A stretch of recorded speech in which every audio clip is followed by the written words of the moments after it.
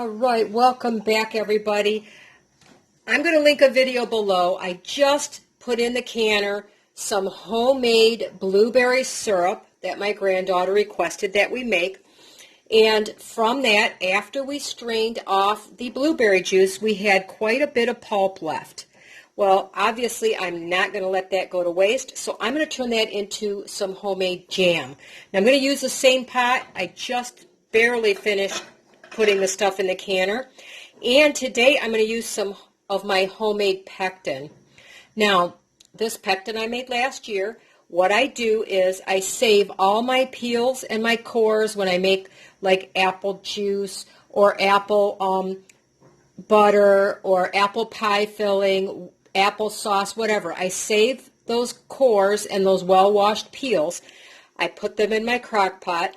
I barely cover them with water, and I cook them for 2 or 3 days. I keep adding the peels as I go, so I get a very thick, juice-like pectin from it. Now, this is used, you can use this in place of pectin when you're cooking your jams.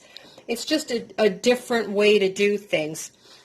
And it takes a few extra steps, but it's really not difficult. It's something you can get from your own backyard. You could take and say maybe 5 like Granny Smith or very tart apples. You can cook those down as well in water to make your own pectin. I just use the scraps, but if you wanted to do it now, crab apples work extremely good for this because they're very sour. You just need a good amount of crab apples. I just wash them, take out the blossom end and the stems, and you can cook those down. If you use equal parts of crab apple juice and sugar, you get the most amazing jelly. And it turns out this beautiful pink color. Anyway, it's so easy to do, and it is absolutely delicious. So I'm going to use my homemade pectin. I'm going to put this in my pot. I'm going to measure out how much blueberries I have.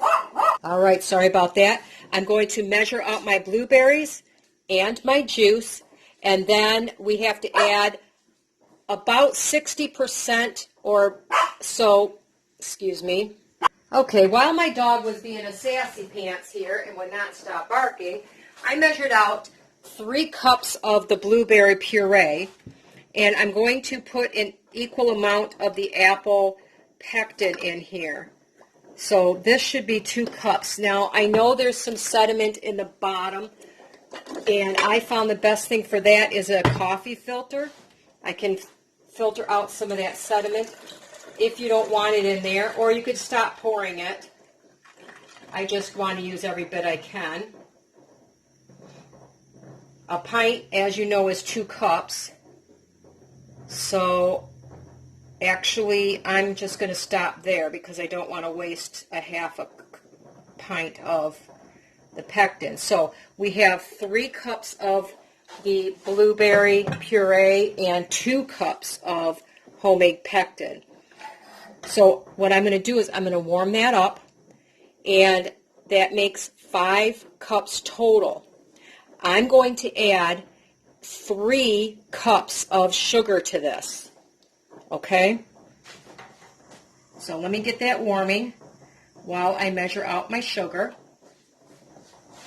Okay, while I was getting ready to measure the sugar, my syrup went off, so now I removed the lid and I'm going to let that sit for 5 minutes, which the timer's on, and I'm going to start by adding 3 cups of sugar to the pectin, homemade pectin, and the blueberries. This is a half cup, so that's 1, 1.5,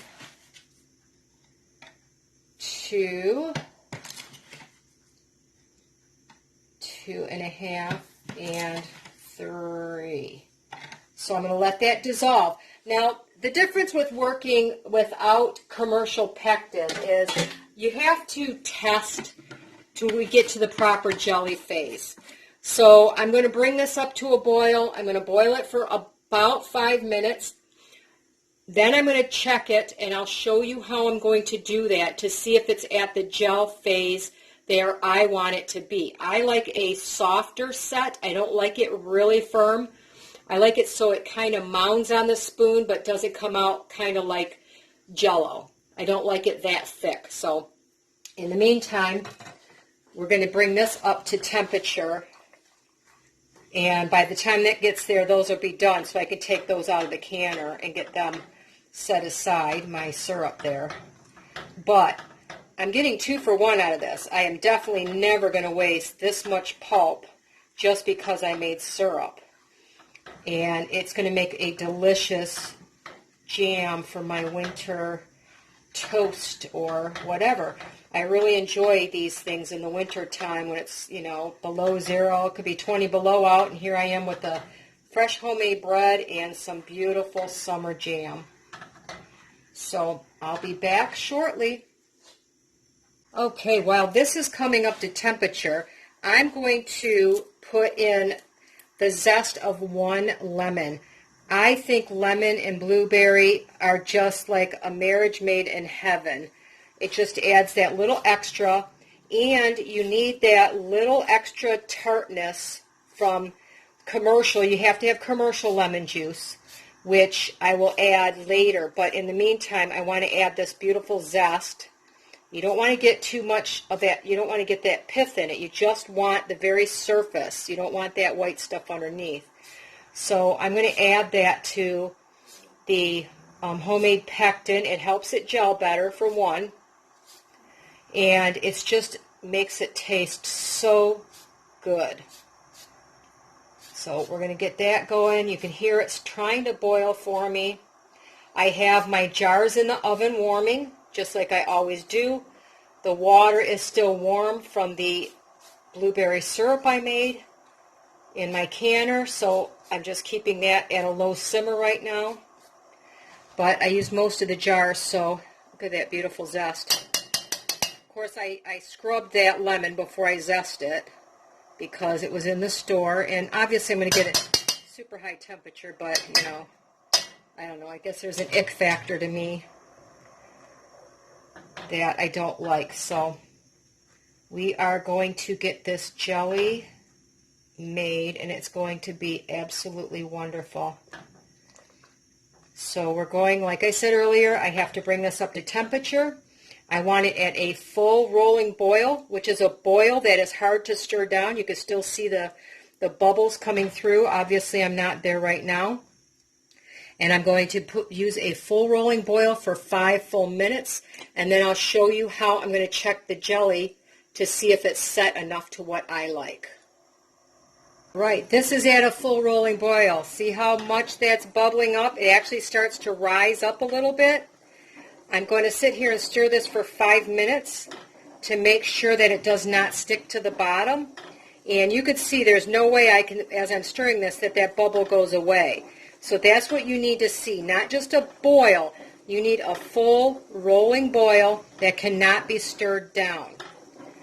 So as soon as my 5 minutes is up, we will be right back. Okay, our 5 minutes is almost up here. So as you can see, it's still at that beautiful boil.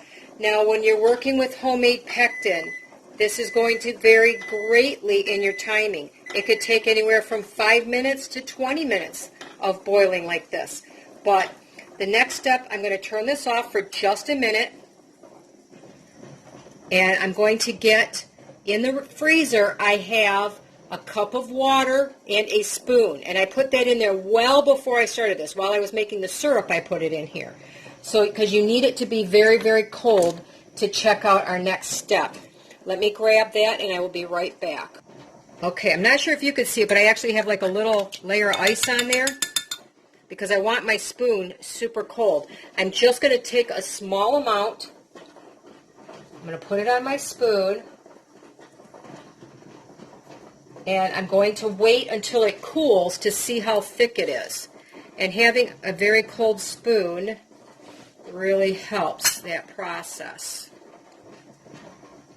If it's not gelled enough, then I'm going to do it for another 5 minutes. And I'm going to keep doing that every 5 minutes until the jam is where I want it to be. So usually while I'm waiting, I turn it back on because I rarely ever go over. And that way I don't let it cool too much to get it back to a boil. So I'm going to let that go for a few minutes.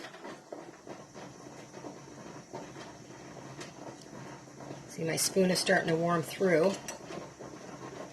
So it does take a minute. I'm going to go set this in the freezer for just a minute to let it cool. All right, let's see where we're at. It looks a little thin yet. Oops. See how it's just a little, it's quite runny. It's cool now. So it's still a bit runny. And of course it's going to get a little better than that. So I'm going to go for another 5 minutes, because I think I want it quite a bit thicker than that. It's not sheeting off the spoon the way I would like it to.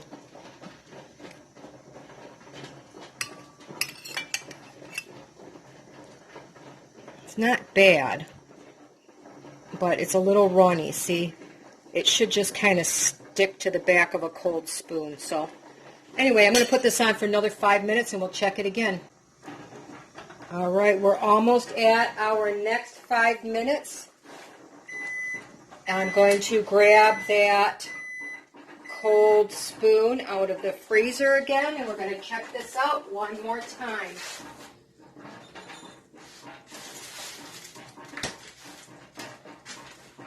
Now the thing to remember when you're doing blueberry is naturally very, very low, if any, pectin. So I'm just going to take a little scoop. Instead of putting my cold spoon in there, I'm going to put it on my spoon again.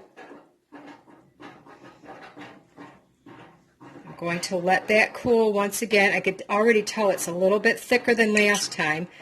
That's going to go back in the freezer for just a couple of minutes, so we can get it cold enough to see if it's going to gel. In the meantime, I'm going to turn that back on just to keep it warm until I make sure that this is spoon out. There you go, look. I think we're pretty darn close. It's not even completely cool yet, and look at how nice. See the difference in that? It's starting to mound up a little bit. It's going to come off in one glob instead of running off. And I could start to tell on the back of the spoon, look at, it's starting to get some jelly, some texture to it. So now, depending on how thick you like your jam, like I said, I like mine so it's thinner and very spreadable. I think this is going to be about where I stop it. I'd say all total I have about 13 minutes in here, because I did have it on while I was waiting for it to test this the first time. But you could see it's starting to really come off in chunks, not running off. It has to come off like that, okay? There, look at, I can even keep a blob on there for a minute. So that's how you kind of know when you're using natural pectin. Again, it's up to you how thick you like it. So the next step I'm going to do, dip you up here. Next step I'm going to do is add 2 tablespoons of commercial lemon juice. I shook the bottle really well. Again, this gives you the acidity that you need to make sure that it stays really well in the jar. I just don't like to cook it all out, and it brightens up that flavor tremendously. It's hot enough. I'm not going to worry about having to reheat this. As you can see, it's steaming like crazy. And the next step is just, once again, I'm going to put these in my jars with a 1/4 inch head space. Just like I did the syrup, I'm going to water bath it for 10 minutes and cool it down for another 5 before I pull it out of the canner. I don't think you need to see me jar that up again. We just did it on the syrup. But make sure you wipe your rims really, really well before you put your lids on, and we'll check it out once everything's done. All right, these lovelies just came out of the canner. I ended up with 5 half pints of blueberry jam, and they're popping. That's the best sound on the planet. Stick around to the end. I have a really special bonus for you. Very quick, and it has to do with cleanup. Everybody, I wanted you to see how beautiful my jelly turned out. Look at that. It's not too firm. This is exactly how I like my jelly. There you go. Isn't that beautiful? And it tastes fantastic. This is so good. And it's just the leftovers from making that syrup. I'm so happy I did this. It's wonderful. All right, I'm going to throw this little bonus here at the end. I took my cook pot and my spatula and my ladle, and I added a cup and a half of water to it. And I just scraped down the sides, and I let all that goodness melt there. Remember the lemons I used? One for each recipe, one for the syrup and one for the jam. Well, we don't want to waste those. So we're going to juice these. I'm going to find out how much juice I get out of them. And we're going to make some blueberry lemonade to go with our dinner tonight. So I'm going to juice these real quick. What you do is you measure out however much lemon that you have. You use an equal part sugar, whether it be, if you want artificial sweetener, you use the equivalent. Or you can use sugar. And then for every cup of juice, which I know this isn't going to be that much, you add 2 quarts of water. So I have a feeling this is a half gallon here, which is 2 quarts. So I don't think I'm going to need that much. And then to make it really special, when we pour it into glasses, I can add some fresh, I'm going to freeze some blueberries. I could add some fresh frozen blueberries to top it off for a delicious drink. I think my granddaughter wants to do a tea party, so I think we're going to do blueberry lemonade for our tea party. Doesn't that sound wonderful? And it didn't waste a single solitary thing. I literally cleaned up my utensils and got a little bit of blueberry juice out of it, left over from making the jam and the syrup. Yep, I think I'm going to get about half a cup out of these 2 lemons. So I'm just going to add another, let's see, that was a cup and a half. I'm going to add another maybe cup and a half to this. I'll taste it, of course. And then I'm going to add a good half a cup of sugar to it. In my case, I'm going to use artificial sweetener since I'm on a low-cal, low-carb diet. There you go. So we got just under a half a cup, which is going to be fine. Let's see if we can do a little magic here. Sometimes it changes colors. Yay, there you go. It makes a pretty pink color. Isn't that cool? Changes the acidity of it when it made it extremely acidic. So I'm going to go finish this. I'm going to add some water up to here. I'm going to add some sugar. And then Autumn and I are going to have some blueberry lemonade with our tea party tomorrow. There you go, a little bonus. Have a wonderful day.